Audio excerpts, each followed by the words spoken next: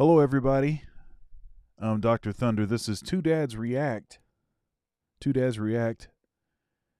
It is my collaboration with Tony from God Rules. And we've got a great show for you today. So, we're going to be taking a look at some recent developments. And this is actually somewhat, in my sort of looking around, looking on TikTok, looking different places for some sort of other videos to sort of accompany the kind of main story, the kind of topics we're going to cover. I noticed that a couple years ago we had somewhat of a similar thing in certain aspects, and so this is a cyclical thing. But on top of that, we're going into an election cycle, and there's all kinds of other stuff happening simultaneously. So what's happening in September? October 1st, the government's going to shut down. So we've got all kinds of stuff with the stock market. We've got economic stuff. We've got banks,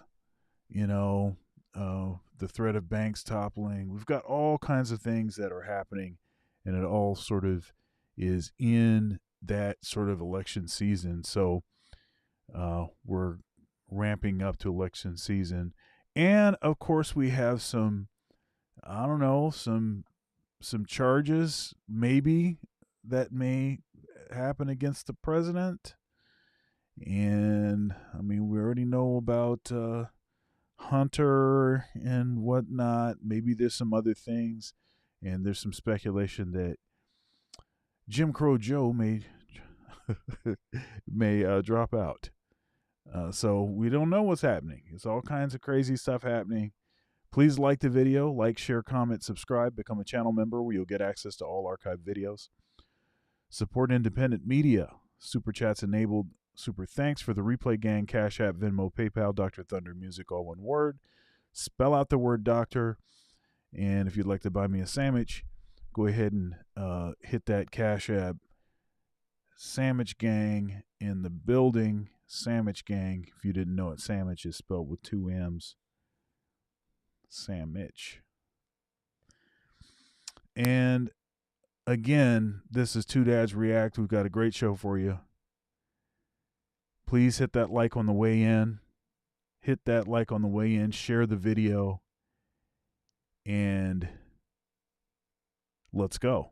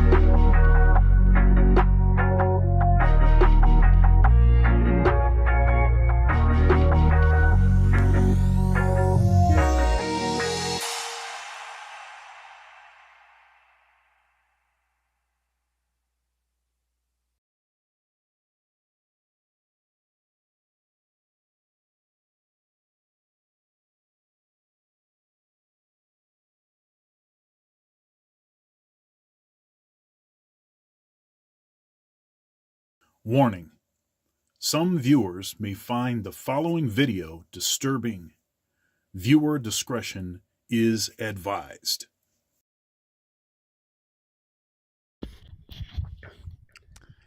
Get your tinfoil hat out. Hey, It's that time again. What's happening? I was hearing sort of an echo. Oh, is there an echo? I'm hearing maybe my voice. Is my voice maybe delayed? Maybe I'm just hearing some delay thing or something. I don't know. It should be okay. I mean, it sounds okay over here. Did Okay. the echo go away? Yeah. Do I sound okay? Yeah, you sound great. All right. That's So good. get Oh, your maybe I can you get got my your center. tinfoil hat there. Oh wait, maybe I'm not in the center. Yeah, I think I got it here, around here somewhere. Is it under the table, under the desk or something? Yeah, it's in my bunker, man. It's in my bunker.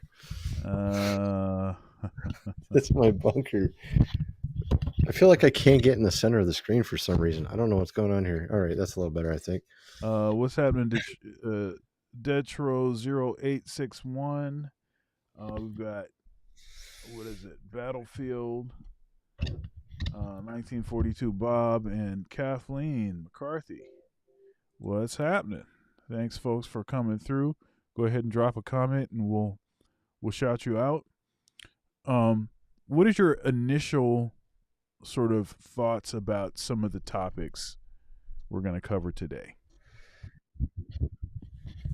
I feel like there's something big that's going to happen in September, October, beginning like end of September, beginning of October. I don't know.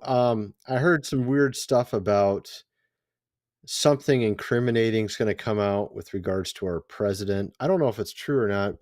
I saw that on some news broadcast that there's someone that has a tape floating around, and if once it comes out, it's going to be so incriminating or something. I don't know if it's true or not, though. I've heard it. Who knows? I guess we'll find out, right? That he'll have to resign or something. It's like that bad, apparently. I don't know if it's. He's already had tons of stuff come out, though. I mean, what could it be?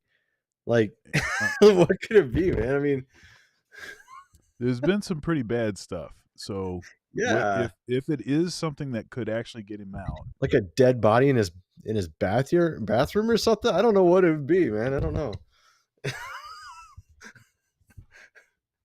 Who Maybe knows? they'll try to me too him.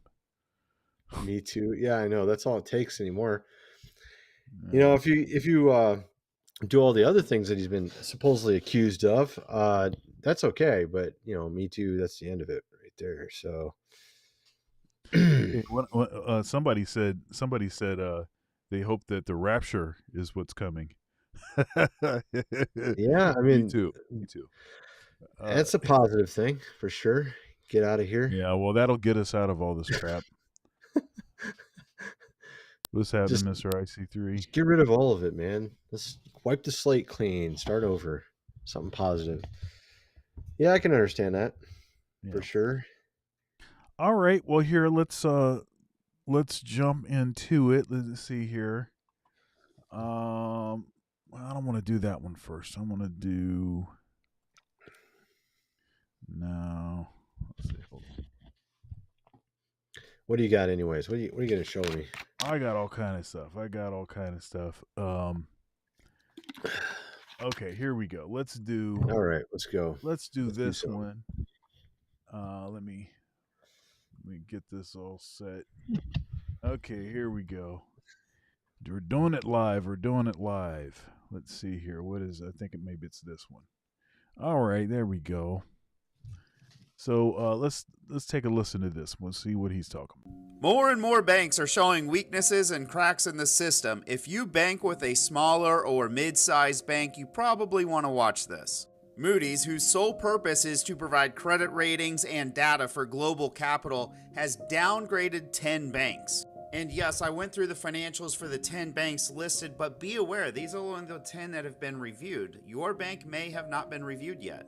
Some of the downgrades were because these banks held large corporate real estate holdings. We know that the corporate real estate market has been struggling, and everybody knows about high interest rates.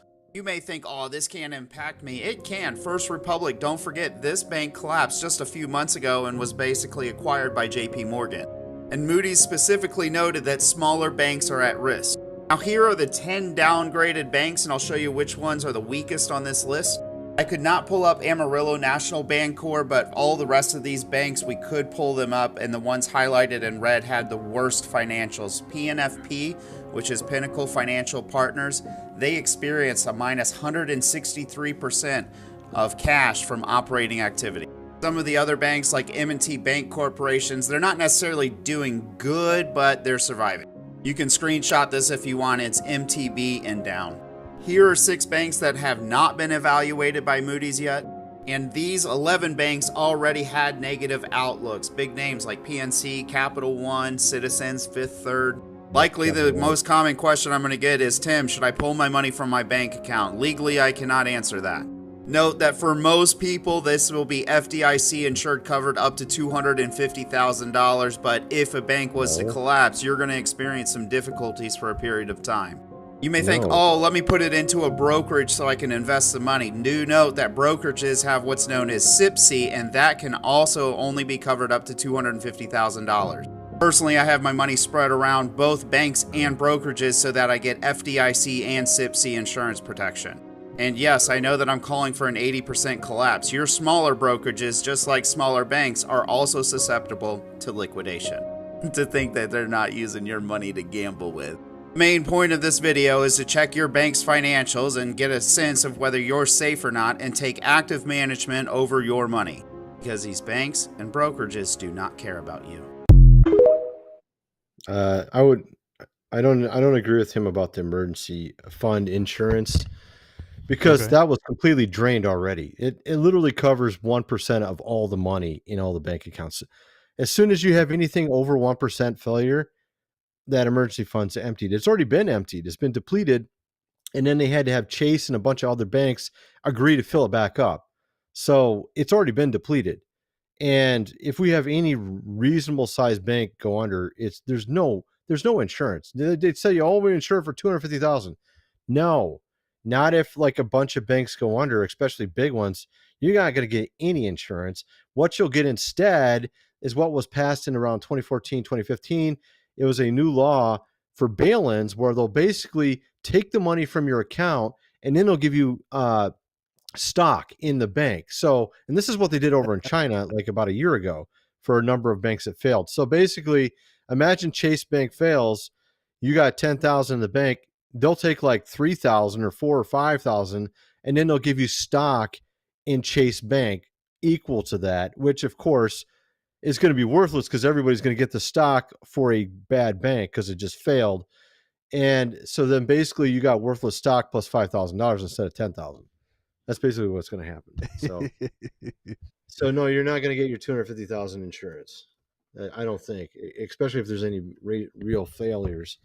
But yeah, if you have a massive occurrence and it's hitting all of these banks at the same time, then I mean,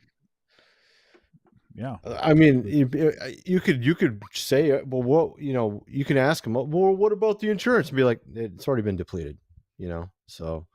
But at any rate, actually, I have something. I mean, go ahead. You got something else to show besides the bank stuff? Because I got something on the bank. We can talk about it later. But what else you got there, man? Here, let me do one more, and then we'll pass it to you. Let's see here. What do I have? I got some weird stuff I want to show, man. I got some bizarre stuff to show here in a minute. But yeah, okay. What do we got here? Okay. So let me show. I'm going to show you this. Actually, I'm going to show 2 more, and then we'll go to you. This one's pretty short, so check it out. So he's bet $1.6 billion. Okay, hold up here. Let me make sure I started. So he's bet $1.6 billion that the stock market will crash by the end of 2023. Oh yeah. Do you remember the movie The Big Short? Who was in it? Kristen Bale. This was the movie about the global financial crisis. There is a main character in that movie called Michael Burry. He's a real person. Right. Well, it's a real life event. Anyway, and he predicted the housing collapse in 2008. So the start of the global financial crisis. He predicted that. He was considered the oh my gosh, no one else saw this coming. You're so smart. You made so much money for yourself and your clients. If you said that kind of stuff and it all started to come true, people would start listening to you. And that's exactly what he's done now. Oh shit, what's he predicting? Yeah. Yeah. Okay. So I know what she's talking about. I already knew she was talking about Michael Burry right off the bat. And it's not just Michael Burry. BlackRock also is already got their money out of the stock market. So both Michael Burry and BlackRock are already betting the stock market's going to crash. And Michael Burry was right last time. And BlackRock's the biggest company around and has their money in every stock in all the S&P 500. If they're making a move, they probably know what they're doing. And Michael Burry is almost always right about this stuff. So that basically means the stock market crash is coming very soon is what it means. I mean, he's betting 1.6 billion. 1.6 billion. He's not betting like thousands. He's betting a billion. So okay, folks, let's get the likes up. We got 45 people in here, and we only have 17 likes. Please like the video. That's the single most important thing to do. Liking and sharing. Please like the video. Thank you very much. Okay, so this is basically detailing and covering the same thing, but she goes into a little bit more detail. But I just wanted folks to see this from a couple different folks. Here we go. Is the American economy about to crash like soon as shit? Michael Burry of the Big Short fame just bet $1.6 billion on a stock market crash. Wednesday! I have a degree in economics, so let me explain this for you. This man, Michael Burry, got rich, filthy freaking rich, off of betting against the American economy back in 2008. So what does that mean for us now? It means that he has seen significant indicators in the U.S. economy that we are about to go through an enormous crisis and a stock market crash. He believes in this so much so that he put $1.6 billion on the line. Talk about putting your money where your mouth is. This man put that amount of money on this. I'm saying, look, it's time to wrap it up. It's time to wrap it up. I don't look at the average day person to see what they're doing because I know the average day person is screwed. I look to the big dogs and see what they're doing with their money, and then I'm gonna do that with my money. Warren Buffett's company appears to be betting on the housing market picking up because Berkshire Hathaway bought over $700 million worth of home builder stock. So, if they're for sure that the stock market is about to crash, why is he buying up all this real estate? Because it is. Reasons to invest in real estate during an economic downturn. There are several reasons why real estate can be a great investment even when the economy is facing uncertainty. Let's face it, no matter what the shape of the economy is in, real estate is always going to be in demand. Whenever there's an economic downturn, people start to shift their money from the US dollar over to commodities that are backed by something that is tangible. Right. That could be gold, silver. In this case, most investors are shifting to real estate. Why? Because number one, real estate is indestructible. I'm buying up as much real estate as I can. If you want to learn how to get $10,000 plus in grant money towards your home purchase, please take a look at what I have for you above. Okay. And please like and subscribe to my page. So all right. So she just promoting her stuff now. But yeah. No, she's right though. Gates is also moving his money into farmland. So farming, the reason what she's talking about is basically people have to live somewhere. They ain't gonna live on the freaking street if they can avoid it. And people have to eat. So no matter what, even if everybody's broke, they got to live somewhere and they got to eat. So that's why they're investing in farmland. That's why they're investing in real estate. And gold is always worth something. Silver is always worth something. They can use it for jewelry. They can use it for manufacturing. And it's also sort of like the universal currency. So that's the reason why they're saying to go to that instead of the stock market. And actually, yeah, this is what I'm showing right here. September is well known for being the worst month for stock market. And so this is sort of like what he's expecting. I think Michael Burry's expecting, since this is the worst month for it, and since it's about on the edge already, he's betting that it's going to happen this month. And you know, we're not trying to just talk about this. I don't want to just talk about this anyways. We're going to be talking about a lot of other stuff actually. But yeah, there's also the fact that they're only got 2.2 trillion in the banks and 1.8 trillion is already out. So they're thinking that in September 15th with the taxes due and everything, it's going to basically sort of start the whole thing off. But I wanted to get into some other stuff because we're just talking about money right now, and I want to get into some other things because obviously, the government shutdown is a big deal. They try to pull a lot of funny stuff during the government shutdown. This is well known as well. This is when the GOV gets active and weird stuff starts happening. And this is actually something that happened a long time ago. This had to do with the crowning of the capstone in Egypt. Now, how does this have anything to do with what we're doing right now? It does actually, and this is sort of on a macro level. So if this is something George Bush went to, and a number of really high level people went to this, it's the crowning of the capstone of the Egyptian pyramid. Now, what does it have to do with anything, right? That was back in 1999, right? So what's interesting about that is we had a constellational alignment in September 23, 2017. I talked about this before, the Rev 12 sign. And here's the crowning of the snake, or the crowning of the pyramid, the crowning of the snake. It's the same thing. So basically, what we're seeing right now is, what is this called? Look at the name of it. It's Corona Borealis. That's the astronomical constellation. It's called Corona Borealis. So this was actually predicting what the crown of the devil would be in our time frame. And the first part of the word is corona, which indicates what was coming. So I think that was part of them trying to change things around and trying to change our society, was at that moment when we started seeing the whole thing going around, right? And so I think the devil has been trying to use this to change society, because he knew the time was getting short and we're going to see a lot of things change very quickly now. And I think part of it is because the world economy is going to crash and all that kind of stuff. So I think what's going on is the devil's trying to change society and things like that. And essentially, I think it's going to lead to darkness. And this is what I noticed something really interesting with a music video from some time ago. I don't know if you guys ever saw it. It was Billie Eilish. She had this song about all good girls go to hell. This was right before Corona, the Corona Borealis there. Okay. She's getting something stuck in her back, right? Yeah. And this was pushed up to the top, this song. And then she becomes Lucifer afterwards. So and this is right before, this was in 2019, this song came out. So I kind of feel like they were trying to change society during this whole thing. It was like a whole thing was trying to, put us in a certain place and make us, kind of obey, or whatever you want to call it. And I feel like that's kind of where they've been trying to steer society. And they're trying to do it again, by the way. Just day before yesterday, guess who got the thing? It was Jill Biden. She just got it. Oh, yeah. And Okay. Whoopi Goldberg got it as well. They're trying to bring it back. So they're trying to bring that back as well. Why are they trying to bring that back?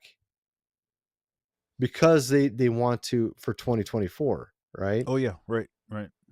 Because they want everybody in their home. So you have to mail in something, and then things can go a little funny maybe with that, potentially, right? Yeah. So I think they're trying to essentially gain more control and bring things back to where it used to be in 2020, where everybody's stuck in their house. They want you to basically kind of succumb to their, wiles. I don't know how you would want to put it, but they basically want us to basically go back under their thumb and, give up our rights and all that kind of stuff. So that's kind of what I wanted to say that really quick, because I feel like that's kind of where the direction is going with this whole thing. Yeah. But at any rate, what do you got for us, folks? I'll tell you. Speaking of, I have something that's kind of, in along those lines. Let's see here. Okay, now that one. Let's see here. Okay, so this is a movie that's being pushed right now, by Jay-Z. Oh yeah. I know what you're talking about. Yeah, so I did a video on this. Yeah, so let me open this up. And the name of the book is The Book of Clarence. That's the name of the movie, The Book of Clarence. So let's take a look at what this guy, and I like this guy. His name's what is his name? Prophet what is it? Abdul? Abednego. Oh, Abednego. Okay, I'm just guessing. Well, so prophet something. Prophet something. Okay. I'm not a favor. I'm not a fan of people calling themselves a prophet, because that's not something that in the Bible. That's not something that people walked around saying, "I'm the prophet." No, actually, what happened was later on, other people called them a prophet after they died, and they found that a bunch of the stuff that they said came true. Then they started calling them prophets. People don't say, "Hey, I'm the prophet." No, no, no, no. That's not how that worked. But anyhow, let's go ahead and watch. Jay-Z just promoted a movie called The Book of Clarence, which is an abomination toward Jesus Christ, an abomination towards the Bible. It's actually a mockery, but let's go ahead and watch this. It's him. Jesus of Nazareth. He sees Jesus. You can't even buy power like that. Buying power. Simon the I want to Sorcerer. be like that in 10 years. He wants to be like Jesus because of his power. He's jealous, covetousness, witchcraft, false prophets. I want to be like that now. Oh, you want to be like him now. Knowledge is stronger than belief. Knowledge is stronger than belief. You know, man-made knowledge, the wisdom of man is stronger than having faith in God. This is ridiculous. I can see. I can see. Trying to be like Jesus, faking miracles, pride, demonic. God sent me to deliver his message. He's trying to say he's the Messiah. You know, the Bible says that many will come in my name, say I'm the Messiah, and they'll mislead many. Do not believe them. Your new Messiah. Your God is a myth. If you'll be so kind to walk on water. Walk on water. So to do everything Jesus did. Damn. And I believe in the movie, they're going to try to make him actually walk on water. This is so demonic. And it makes sense why Jay-Z is promoting this movie. He had a problem with God for a very, very long time. Listen to this. Hail Mary to the city, you're a virgin. And Jesus can't save you, life starts when the church ends. Jesus can't save you, life starts when the church ends. Jesus can't save you, life starts when the... Jesus can't save you, life starts when the church ends. See, he has something against God. He has something personal against God. Jay-Z, Beyonce, all of them. Don't watch The Book of Clarence, absolutely demonic. I have a longer version on YouTube where I really dissected it.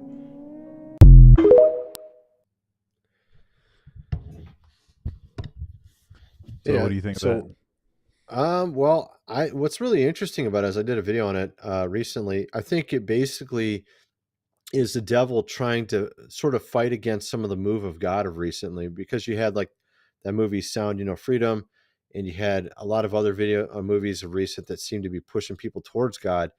And he's trying to find a way to essentially push people away from God. I believe he's a follower of Aleister Crowley because he wore a shirt that says, do what thou wilt. That's the whole of the law. That's what Aleister Crowley used to teach.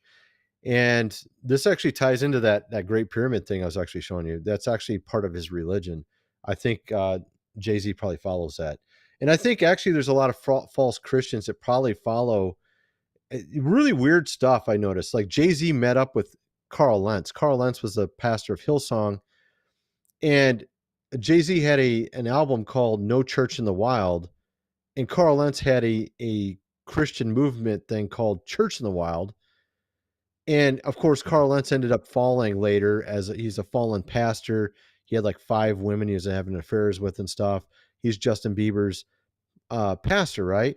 And of course, Justin Bieber's hung out with Kanye West. Kanye West is hanging out with Marilyn Manson.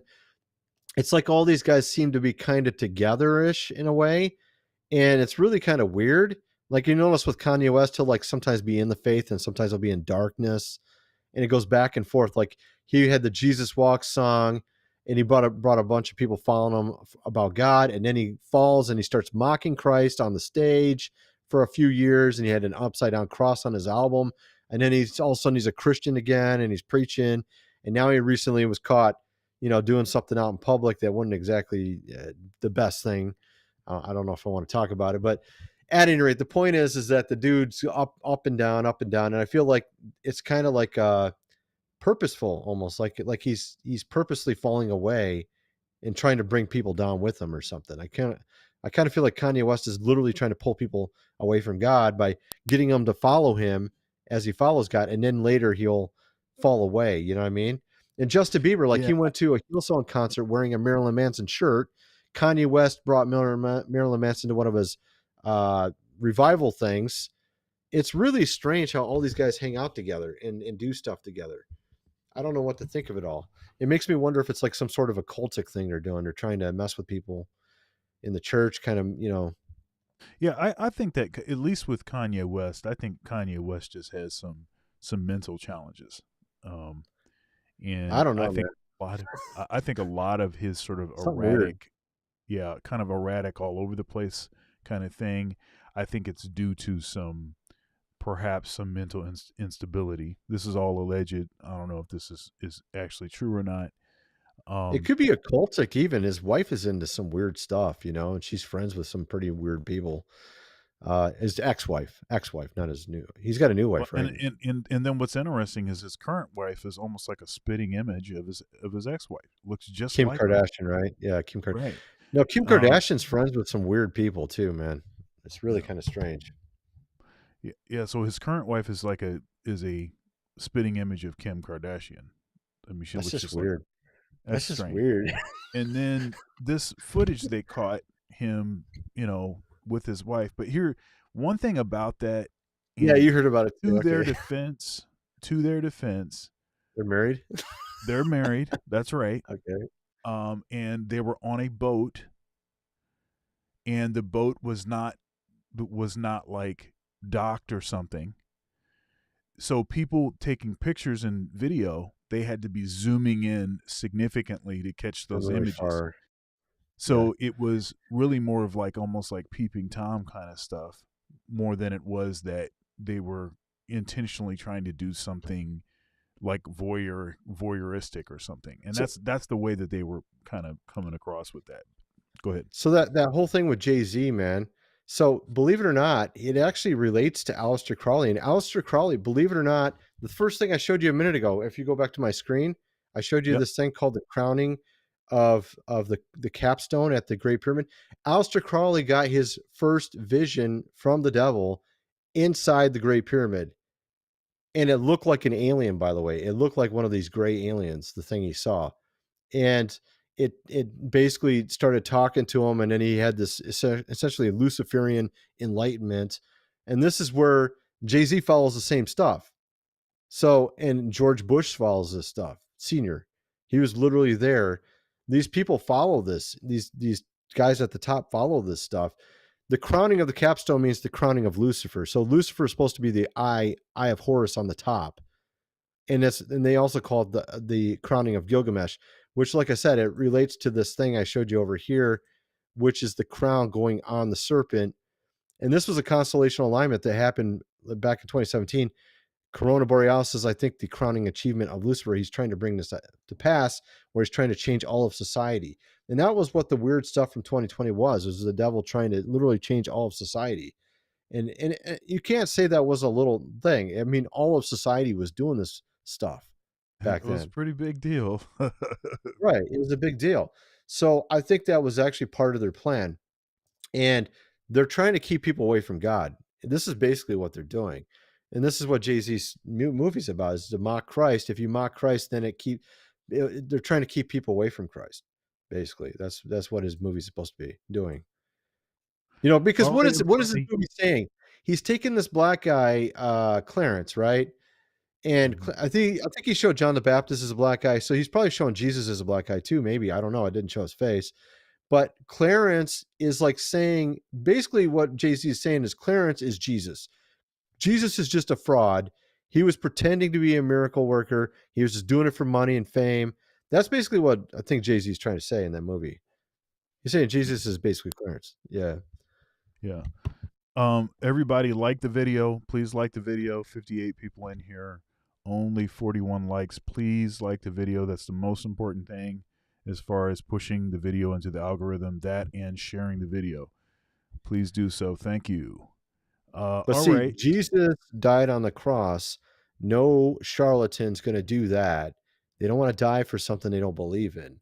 You only die for something if you believe in it, right? And Yep. that's one of the evidences for his resurrection, is the fact that all these disciples were willing to die for what they believed. If it was all a fraud, they wouldn't be dying for what they believed. And so that was one of the evidences, right? So, All anyway. right. So another thing that's going on at the same time, we've had this, and this is a bit of comedy, sort of, but yes and no. It appears to me that this is actually a real person that's dressed like this with long fingernails and all of this. But something that's going on right now is there's a lot of shoplifting. There's a lot of stores that are not able to keep stock because people are coming in and just like, putting it in their bag and just leaving the store. There's a lot of this kind of stuff going on here. So here, let's just play this. This is a really quick video, actually. First of all, okay, I'm gonna tell the truth, but I feel like you're just trying to accuse me of stealing. No, broke people steal. I'm shoplifting, and let me tell you why. What? Here, okay, I'll play it one more time just so you could. No. So he's lifting his shop bag. He's shoplifting, right? He's not really stealing, or he's actually saying I'm stealing. He's just trying to use a different word. No. He's making he's being specific. He's saying broke people steal. I'm shoplifting. So that's somehow that's better than okay. So here we go. First of all, okay, I'm gonna tell the truth, but I feel like you're just trying to accuse me of stealing. No, broke people steal. I'm shoplifting, and let me tell you why. Oh my goodness, that's funny, dude. Now, what do you think of this? I'm going to ask you. I'm going to ask you this real quick. Because there's a sort of there's some biblical passages that suggest that you should not basically try to penalize someone that's just stealing because they need food. Like they're going to die. I think you're talking about like when they in the Old Testament or what? I'm not sure where it is. I think you're talking about when they farm a land, like let's say it's a strawberry field. Like you pick the strawberries, but you're not supposed to go through it twice, because the poor people will go through there and eat the strawberries or something like that. Right. I think that's what you're talking about. But if you actually steal, though, they usually just cut your hand off or something. I think in the Old Testament. Right. Yeah. What it meant there's is like you should leave some food for the poor people is what it means. But yeah. But there's a different disposition about stealing for survival versus stealing like I want this video game, so I'm gonna go steal this video game. Versus like I'm stealing a loaf of bread. Now, to that end, and I don't know what that guy actually had in his bag. It looked like he had some food, but what do you think of that? Do you think that there should be a difference made, and especially with the way that the economy is tanking and so many people are already paycheck to paycheck and they're literally being pushed off the edge? I think there should be donations or things like food that's going to expire. They can donate it instead of just throw it. This is another thing that happened. Yeah. What was it, like 10, 20 years ago? They decided, like when I used to work at a restaurant, they would let you take home the old food, or you could eat old food, or you could even get food made in while you're working there. Then they stopped doing that. These like rich people that own these companies are like, no, just throw it away. We don't want you to make extra for yourself. You know what I mean? So they're like actually took this weird stance, and all of them changed. And so they used to just give away food that was expired. Now they just throw it away. So maybe that would be an example of it. Like they could take the food that was expired and take it down to the shelter or whatever. And they should be doing that instead. And then, of course, instead of like encouraging people to steal, which I think just destroys the business, Right. Also destroys society. It also breaks down society. I think that would be a good way to do it, though. Like if it's expired food or just expired today or whatever, you know what I mean? Because homeless people will go out in the back anyways and get it from the trash can anyways. So like if you put a pizza in there that was just, you had it out for a day and it's still good. As a matter of fact, I knew a homeless guy who was telling me about this. Like, yeah, I go behind Walmart and get the pizza they cooked, like a whole pizza, and it's still good, He was telling me stuff like that. One guy I knew that was homeless. Now, one thing I am going to say, there seems to be, if you think about the sort of political left and political right, the political left seems to, at least in their talk, they seem to act as if they're more concerned about poor people and not sort of a certain percentage of folks hoarding the wealth or whatever. And then there seems to be a discussion about gainful employment, and that there is a connection between having gainful employment for more people and a low incidence of crime. So there is a connection there. It's not just that people just decide that they just want to start stealing. There is a relationship between, do you have your basic needs met or not? And if you don't have your basic needs met, then the tendency is that crime will tend to go up. Okay, it's not the only thing involved, but there is something there. And one thing that's a little frustrating when you listen to people from the political right often is it seems as if they have this hard and fast policy where they have basically no mercy. It's like, well, too bad. It's kind of funny. They shouldn't have done that. Go ahead. Right. No, I feel like there's a haves and have-nots, and I think the haves though are essentially becoming a very small percentage of the population. The very high level elites, they seemingly can get away with anything. I mean, look at Joe Biden. I mean, if I did anything that like a tenth of what Joe Biden did, I would be in freaking prison already. You and I would be in prison already if we even did a tenth of what he did. And it's just so flagrant and in your face. The guy's done so many things that are illegal. It's ridiculous.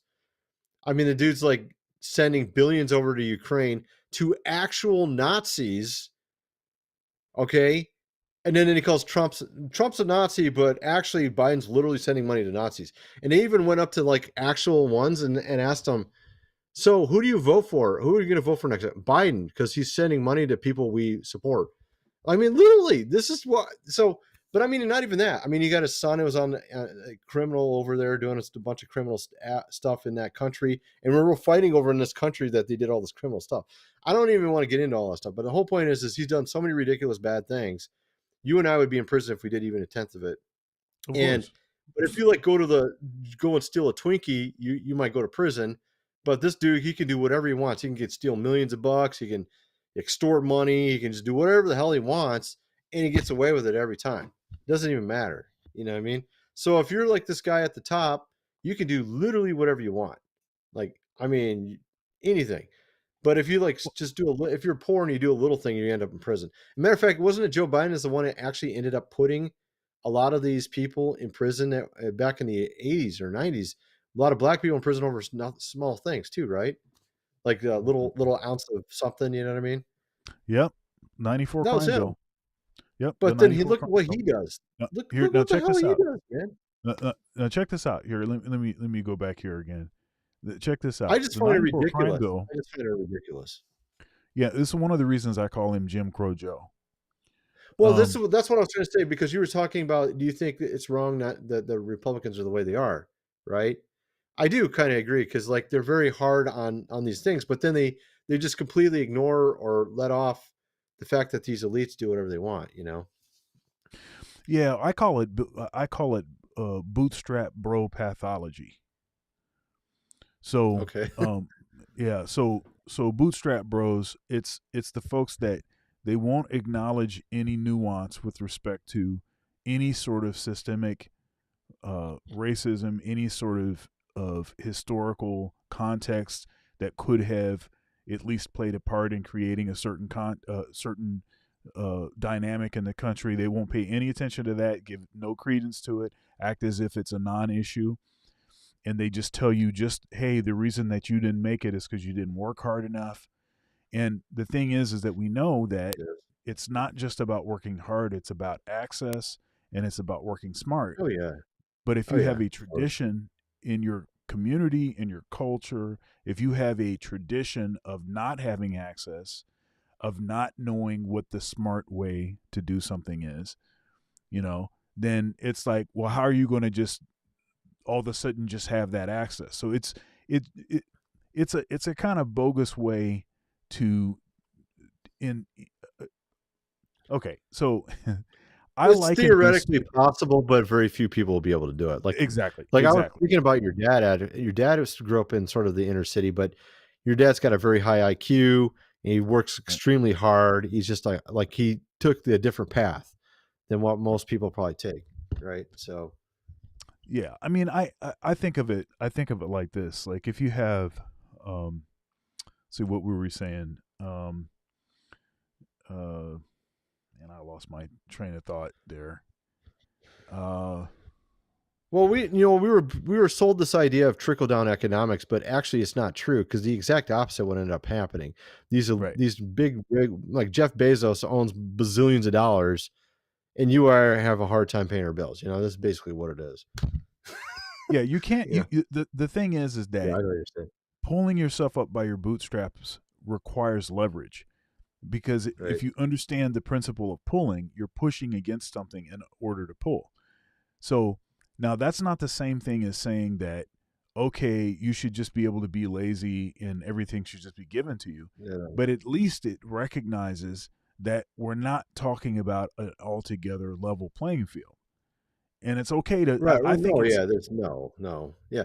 I mean, but like if you have high intelligence and you think outside the box, you can somehow get yourself up there in America, but it's not easy. Right. That's the thing. And that's what your dad did. I know your dad did that, but yeah. And he taught me and his other kids, you know. Your dad's funny, man. He's like a hard worker. He like made you guys dig holes and fill them back in and stuff. Yeah. Look. That's so funny, dude. Look, he taught us no excuses. Stop whining. Get it happening. Nobody cares about your reasons or your belly aching and all like that.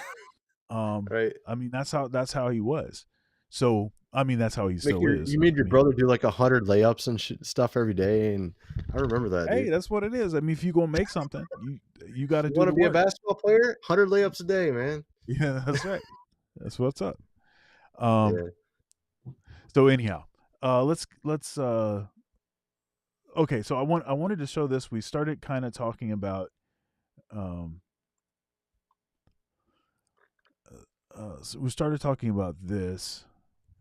So about Biden, let's listen to what Joe has to say. If I had to guess, Biden steps down due to a variety of reasons. Health reasons, age, can't do it anymore, and then the corruption. The massive amounts of corruption. It depends on how far the Republicans pursue this and how much traction they get, but the massive amount of corruption that's available. I feel like if this was Trump that was in office, every single newspaper would be talking about it nonstop. They'd be screaming for him to be removed from office.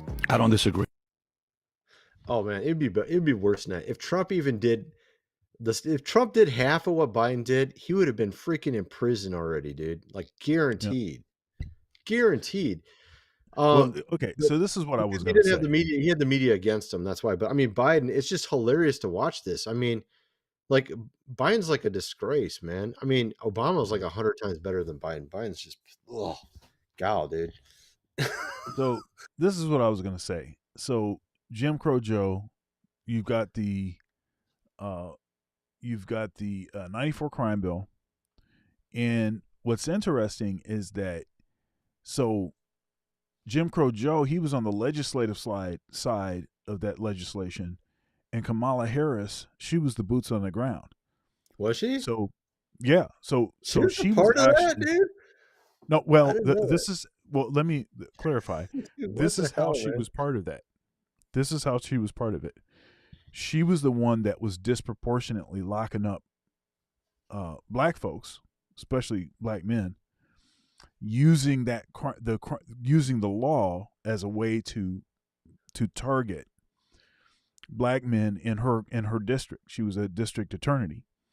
She was going after them like crazy, and she was locking them up. If you look at the percentages of folks by demographic that she was locking up, she was going gangbusters locking brothers up.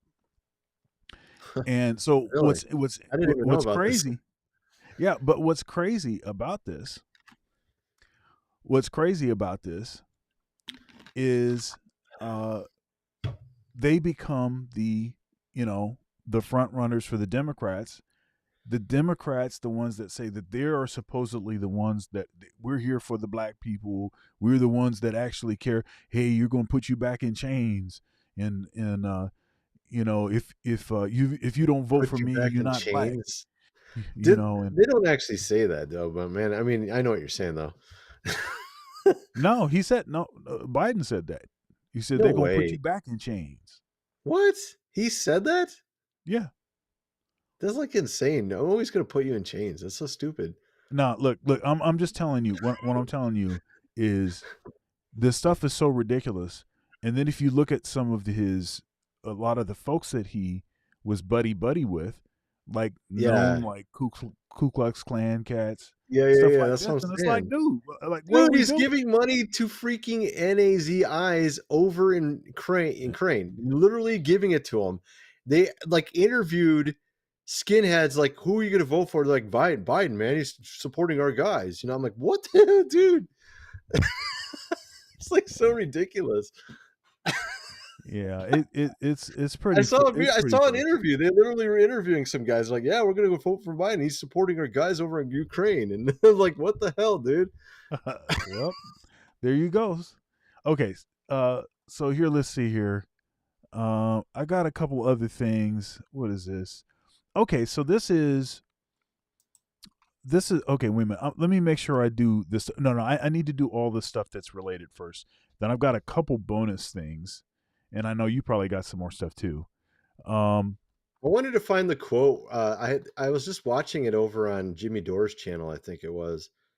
I think it was this video. Go ahead. You show your video. I'm going to find this thing.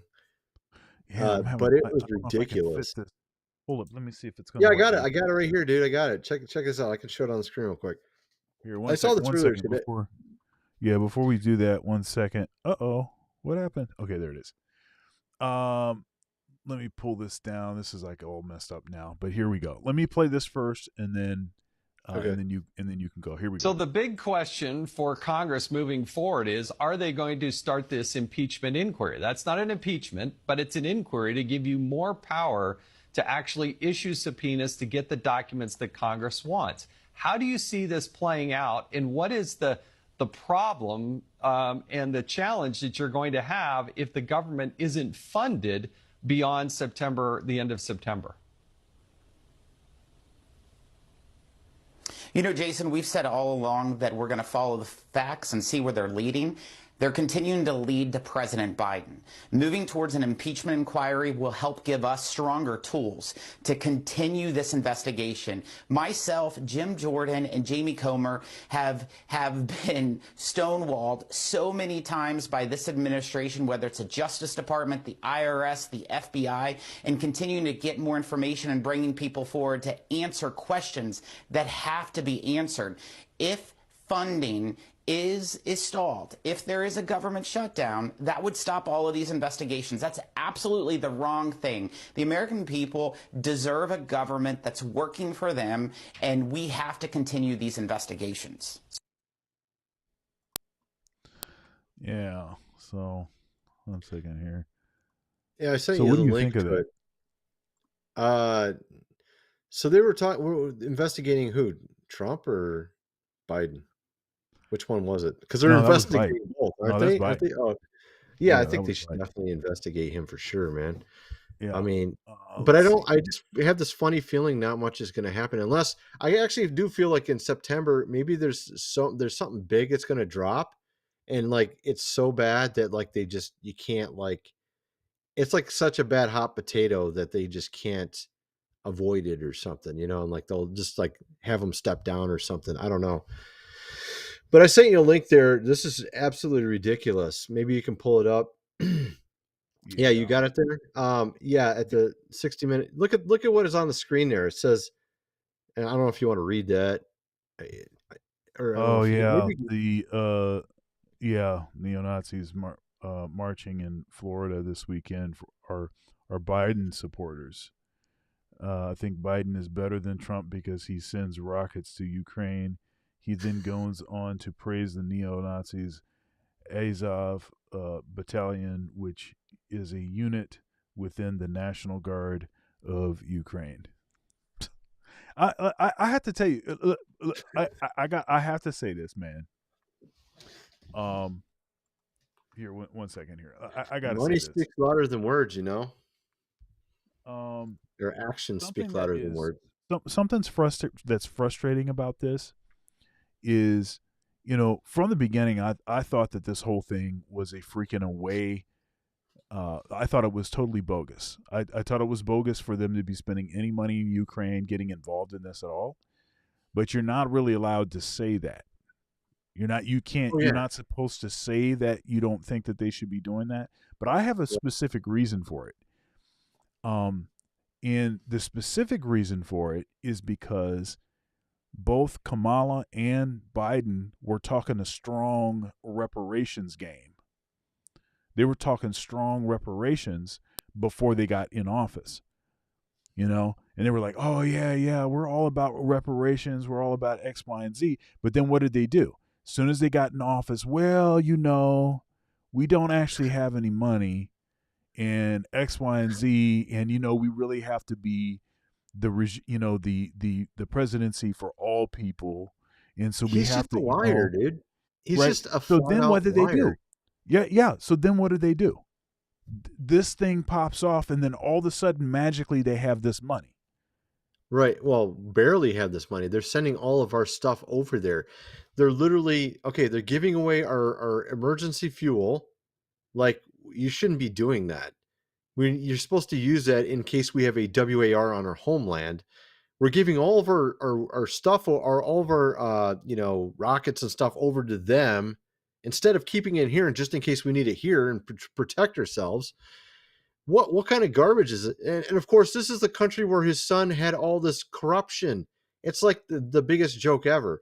And then he gave $700 checks to people in Hawaii who had lost their home and everything, like $700. And that's like, even he gives like more to illegal immigrants than he does to Americans. Americans lost their home through a fire, probably 500,000, hundreds of thousands of dollars worth of damage per person. He gives them a $700 check, and then he sends billions to Ukraine.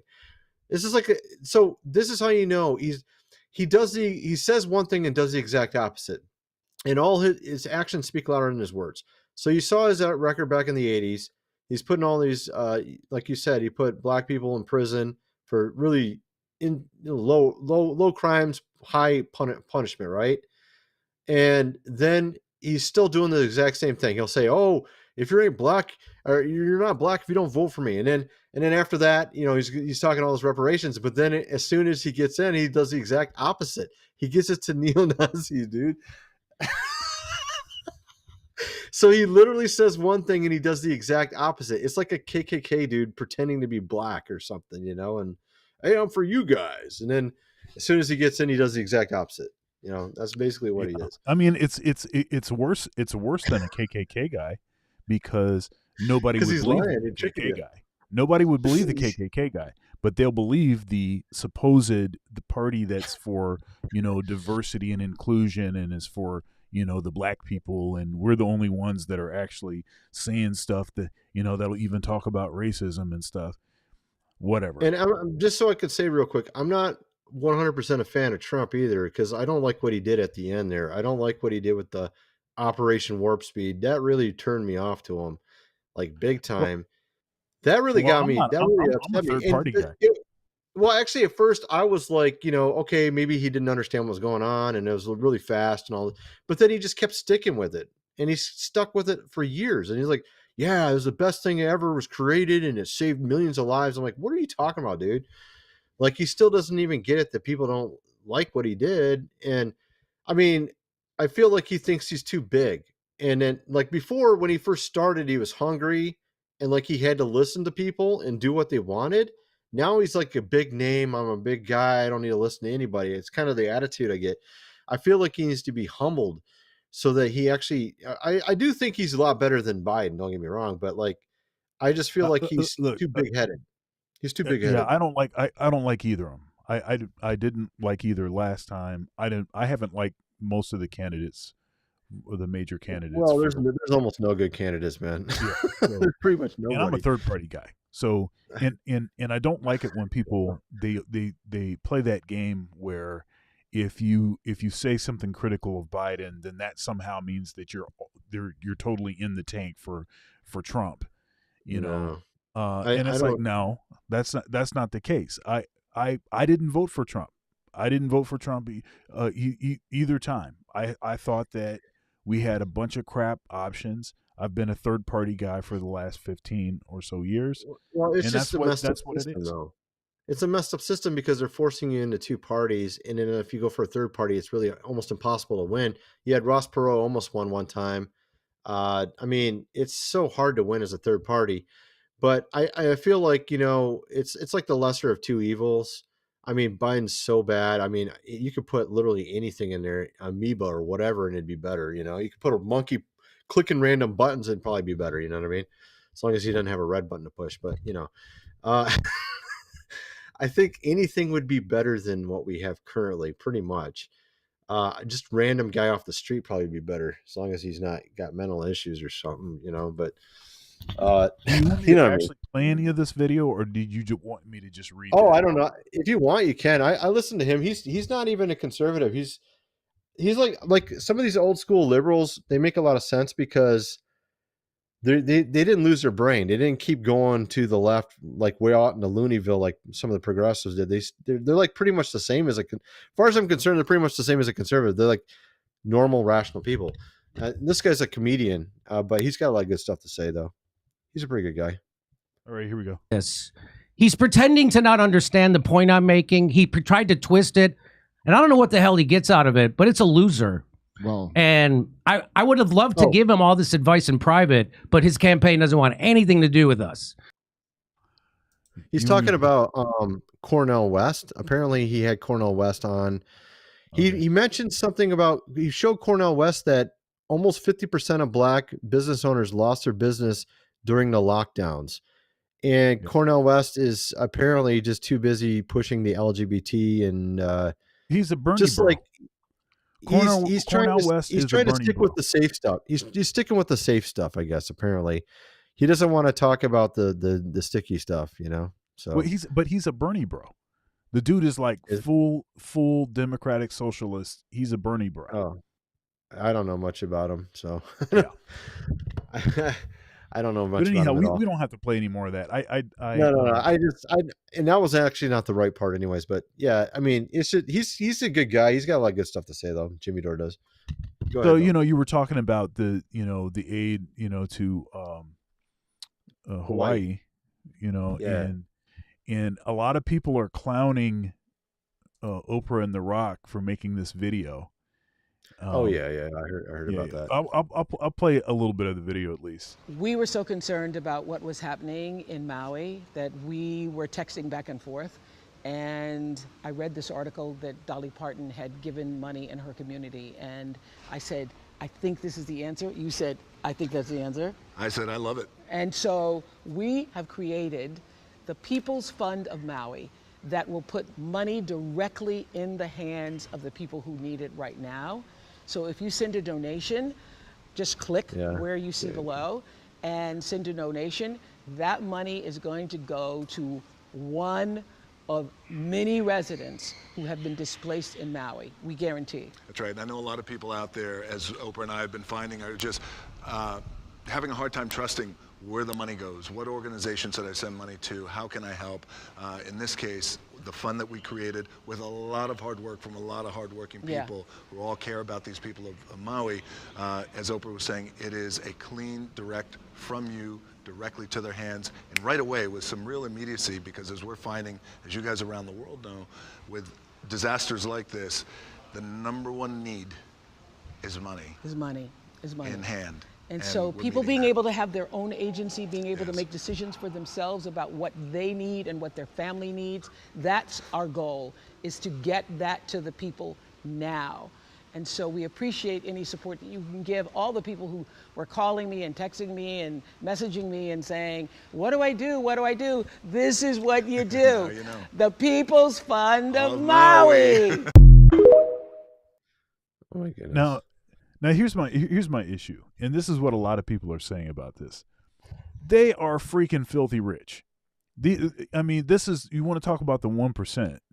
These folks that are in this video right now, these folks, they have so much bread. They got more money than God, right? Well, they screwed up too. They screwed up because they said Dolly Parton gave money, and then they started talking about you can give money too. They should have said, well, we were going to give money to them as well. Right. That's the whole point. That's the whole point. Yeah. It's like, why are you asking anybody to do anything? As much money as she has, she should have just bankrolled the whole thing. Well, she could have If she said really this. I already funded it with millions of dollars. If you want, you can give to it as well. Maybe that would have sounded a lot better, you know? Yeah. Right. But I know what you're saying. I mean, everybody's really sick of him. But I mean, there are two people from Hawaii that was over on Joe Rogan, Tulsi Gabbard, and it's a UFC fighter. What's his name? BJ Penn. They're both on and talking about it. And actually, they made a lot more sense. They actually are from Hawaii. Tulsi Gabbard said the governor really screwed it up and all that, which he did, by the way. Oh, yeah, they were trying to procure the land afterwards, too. The governor was like, well, so now everything was destroyed. We'll just take the land and use it for something else. The government, well, like, why? It's not your land, you know? What the hell, dude?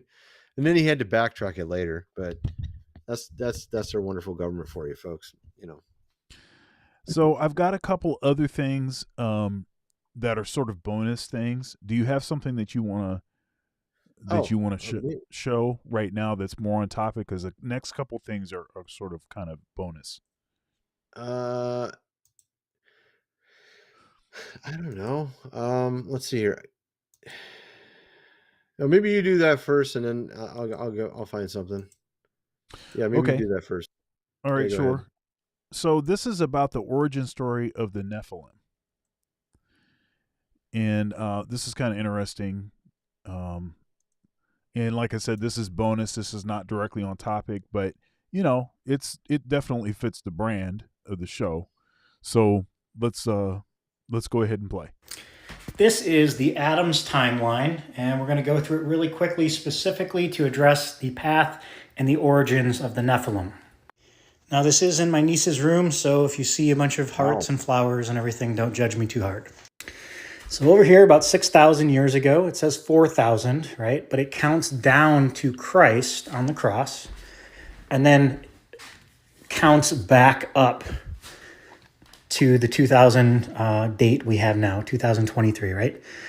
And so you have the Gregorian calendar that was created like right in here, 1500s, and it reverse applied all the way back here, making this like, you know, the 700s and 600s. But during those actual times, it wasn't, 600 years after Christ. It was the Julian calendar. And so there's a little discrepancy between the Gregorian and the Julian calendar. But let's go through this really quick. So you have Adam and Eve, and this is where we get the grace through faith, not works salvation message. Abel reminded God of his existing promise, and it says that if you return God's words to him, they will not return void. And so Abel demonstrated that he had faith in God's grace. So we're saved by grace through faith, or faith in grace. And Cain tried to work for his salvation. God was pleased. Now, in the Muslim tradition, there were twin sisters called Jamila and Aklima. And this was actually to win the hand in marriage of one of the daughters. And he lost, and then he got mad and killed his brother. And so, okay. But Cain and Abel, Adam and Eve, they go through here, right? Now, right here, notice the advent of technology, right? And all this information. Oh, wow. Now they're coming up with hieroglyphs and all these things, right? Leading up to weapons of war, and then the tablets, and then the flood, the deluge, right? My theory is that the Nephilim came in right around here. The 200 angels landed, started cohabitating with earth women, started sharing Gnostic wisdom with these people. That's where all these inventions came from. God wipes them out in the flood in physicality, meaning the children of the watcher angels, who are the Nephilim, the half-breeds. They die in the flood, so they're drowned one time. They immediately go to Egypt and occupy the bodies of the Egyptians. God drowns them again in the Red Sea. And then all the way up here in the life of Christ, we see them again cast into the pigs and drowned for a third time. And so these spirits that wander in a dry place are the Nephilim, right? Because they were drowned, they wander in the desert of sorts, and we deal with them today. These are the kind that can only come out through prayer and fasting because they're trying to attach to us in the flesh so that they can eat and drink and attach to the physical world, not wander between them. This is also what ChatGPT is, right? It's the most recent interface. Before it was crystal balls and Ouija board, now it's ChatGPT, but it's always the same spirit. Okay. Well, I thought it was interesting what he said about Egypt and the pyramids, because actually I've done videos covering that in great detail. It talks about in the Epic of Gilgamesh, it talks about his tomb being underneath the Euphrates River. And in Revelation, it talks about spirits locked up in the Euphrates River. Then mysteriously, they moved his tomb right next to the Great Pyramid. So they actually moved Gilgamesh's tomb next to the Great Pyramid from the Euphrates River. And I believe it's because the Great Pyramid is actually a capstone over the bottomless pit in another dimension. And I think it actually has underneath it, it even says there's an area underneath the Great Pyramid called the bottomless pit. People are not even aware of this. So I actually believe that spirits were trapped underneath the Great Pyramid. And this is what the whole Egyptian religion was. The Pharaoh was communicating with these spirits underneath the Great Pyramid. And when he says that they're drowned in the Red Sea, I never thought of that before, but that's actually an interesting way to look at it, because they were drowned in the flood. Maybe then the spirits were inhabiting the Pharaoh. The Pharaoh was actually communicating with these beings, and their entire religion was based on this. So maybe there's a lot of spirits in these people, and they were all drowned in the Red Sea. I never even thought of that, but that actually makes sense. So it's kind of interesting. I don't know Yeah. about the pig thing, but yeah, I see what he's saying though. Yeah, I also thought it was interesting how he. So if you have a particular worldview or particular pet doctrine or dogma, when you go back and you look in history, then you tend to look at things from that perspective. So I thought it was interesting that he was trying to say like the Adam and Eve and Abe and at the Cain and Abel story was some sort of sign that of grace, faith and grace, as opposed to works, where we know that it's a combination of both. It's a combination of both. That's what who am I talking about in the New Testament book? A lot of folks have an issue with it. James. James. Faith without works is dead. Yeah. So folks don't like that. And well, the word faith means commitment. That's the problem. Is a lot of them take the commitment out of the word faith. Right. Faith is commitment. It's like faithfulness. Like you're faithful to your wife. It doesn't mean you just believe in your wife. I believe in my wife and I sleep with all these other women. No, I mean it means you're faithful to your wife. It doesn't mean you just do whatever you want. Right. So anyhow, I thought that was interesting. So a couple of philosophical things I had challenges with, but I thought that the whole delineation was interesting. That's interesting what he said about them being drowned. I like that, because and also the swine. There's like a legion or thousands of demons in that put in the swine. That's really weird. Maybe it's the same spirits. It's just so strange. I never even thought of that. Okay. Also, I wanted to say about this. I saw the most recent Exorcist movie, The Exorcism. Oh, you mean the Pope's Exorcist? Yeah, I didn't watch that. I only saw the preview, and I noticed it was like my dream, actually, where he went into that secret chamber. It's just like my dream, and I had the dream before that trailer came out, so it's kind of weird. But what were we going to say about it? So the interesting thing about it is now they're associated, because it's supposedly it's based on true events. And one theory that they were one thing that they were saying was the case was that the Spanish Inquisition, whoever it was that was in charge, the priest or the bishop or whoever it was overseeing that, was actually possessed by a demon, and that's why they did that whole, all of the Spanish Inquisition, all of the evil and everything. What's so weird about that? Yeah, my dream was about a court case that happened at the end of the medieval times, which is around the time of Joan of Arc, which the Spanish Inquisition was 1478 to 1834.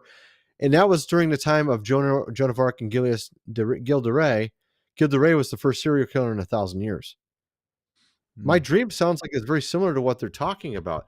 I believe Lucifer got out of the bottomless pit at around 1478, about 1450 AD. And that's when the devil started to work and get his hands into the church and start trying to creep in. And so maybe that's what they're talking about. I don't know. I never even saw the movie. That sounds interesting though. Well, I could Maybe tell it's you the related. name of the demon that we're talking about in particular. He referred to himself as being the king of hell. But let me King of let's Hell? see. Huh? King of Hell? King H-E of hell. double hockey sticks? Yeah, King of Hell? yeah, right. I wonder H-E if it's Lucifer getting out of the bottomless pit, and it's Lucifer or the devil is talking about that went into the bottomless pit and came out around 1450 AD. This is what my whole teaching was. This is what my dream was about. So God was telling me about how Joan of Arc and Gilles de Rais were working with the same spirits in my dream, and Gilles de Rais was condemned and Joan of Arc was exalted. So Joan of Arc was the first cross-dresser. So I think the devil is showing his new strategy when he got out of the bottomless pit, which is basically the checkerboard. So, the checkerboard is white and black. Black is evil, white is good. So you see with a lot of these groups today, like Shriners. Have you ever heard of the Shriners? Yep. They do charity work, and they do these like parades for kids and raise money, but then they wear this hat, the Shriner hat, which is literally commemorating the killing of Christians by Muslims. And it's literally a hat that's referring to that. And people don't even know this. So it's like hiding evil with good. So you do good works to hide your evil. And so Joan of Arc was like this innocent virgin girl. She was like a good person. And then Gilles de Rais was using her and like doing all this evil. So I think the devil, the way his strategy is, he uses good people as a shield. So like in America, the good people are the Christians.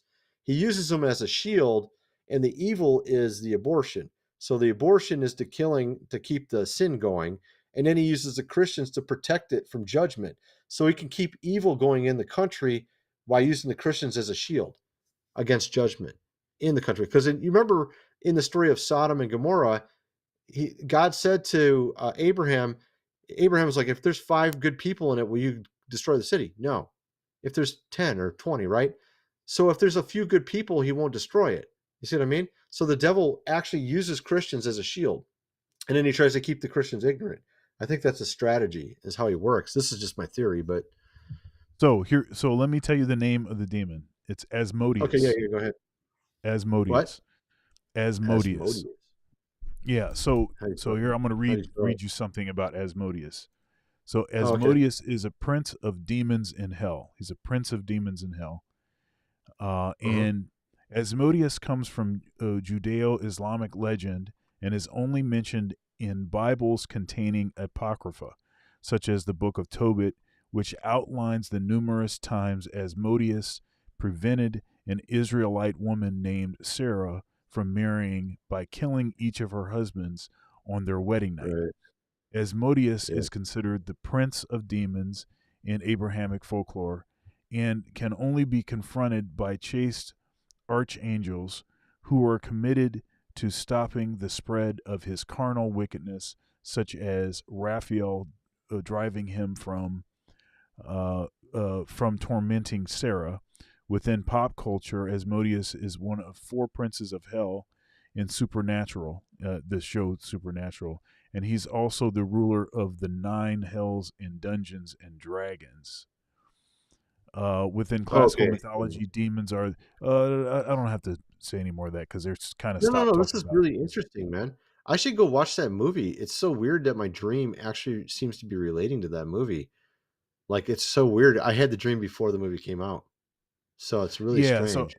But I thought that was interesting because it was the first time that I heard that sort of context about the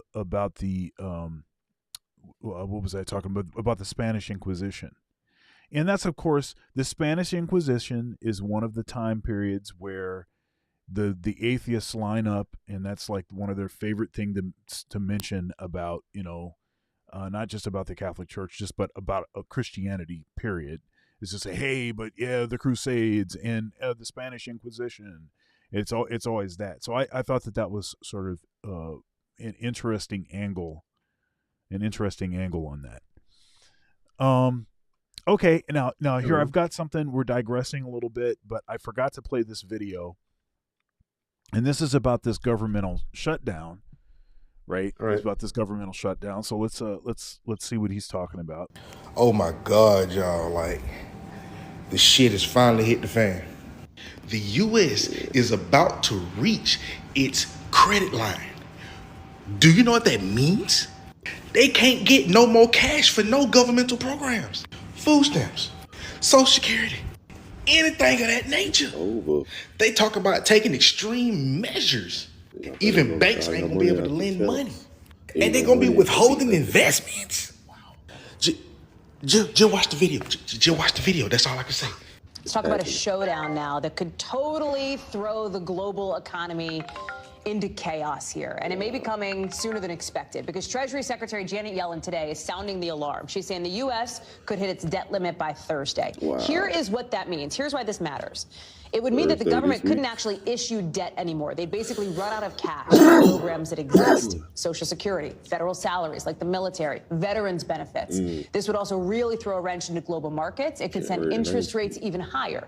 So Yellen is telling the House Speaker, Kevin McCarthy here, that the Treasury will have to take what she describes as extraordinary measures to avoid a default.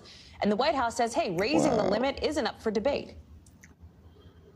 We will not be doing any negotiation over the debt ceiling.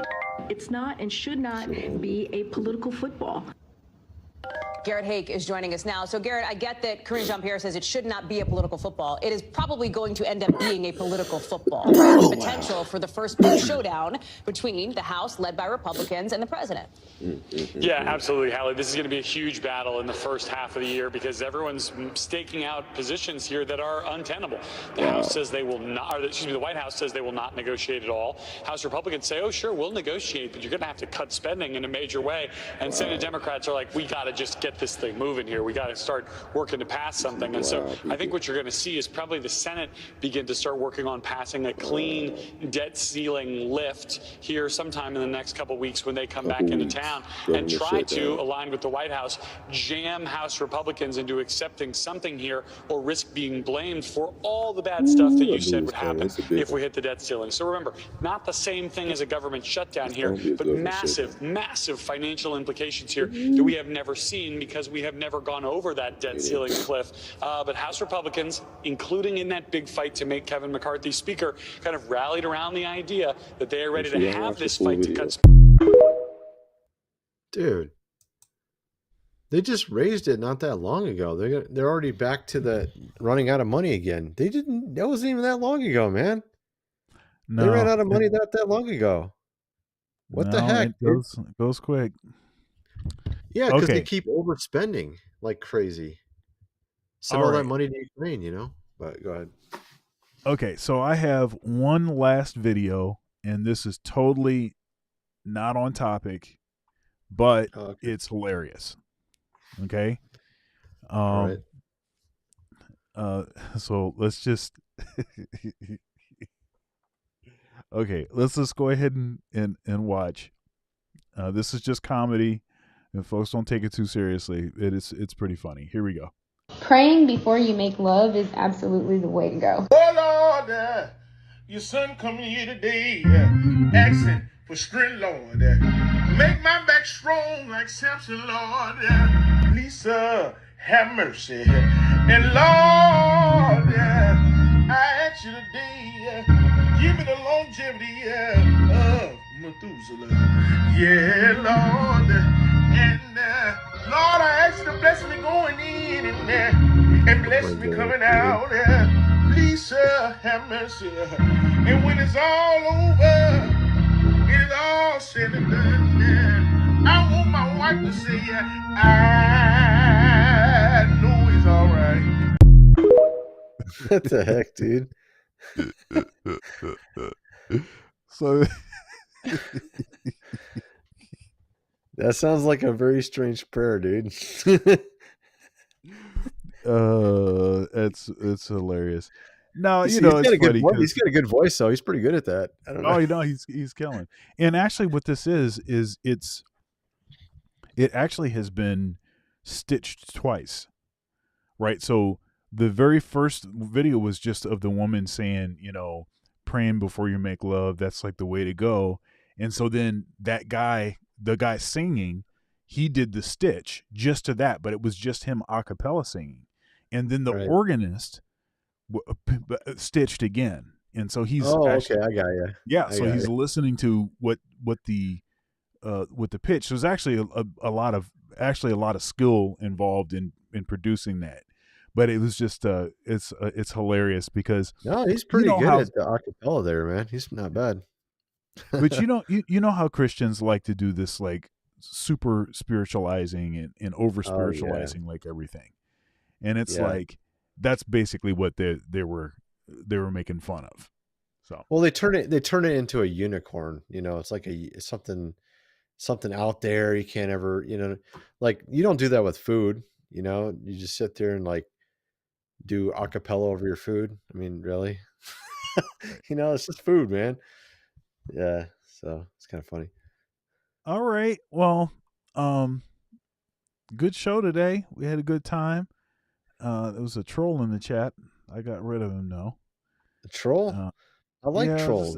Asking some totally non-related, just asking some unrelated questions about stuff, and I'm like, dude, that's not even the topic of the show. You got your fans and you got your troll. You got your haters, man. I got haters. I got one guy. He's been writing the same thing in my comments for 4 years. I don't know why he keeps doing it, but yeah, you get him.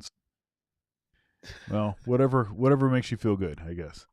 Anyhow, thumbs down actually are like a quarter thumbs up in YouTube algorithm. So that's right. A quarter, right? What? Thanks everybody for the support today. Thanks for coming through, checking it out. Thanks for the likes. Like the video on the way out. Super thanks for the replay gang. Cash App, Venmo, PayPal, Dr. Thunder Music, all one word. Spell out the word doctor. If you'd like to buy me a sandwich, shoot me a Cash App. And Sandwich Gang and all of that. Come back tomorrow morning early for an open panel show, Rolling Thunder, on the topic, the BBL pandemic. I'm about to set that stream up after this show's over, but that's going to be a great open conversation. Anybody that wants to come through and chat. So anyhow, that's going to be the time. I'll see y'all later, and peace out. See you guys. Have a good night.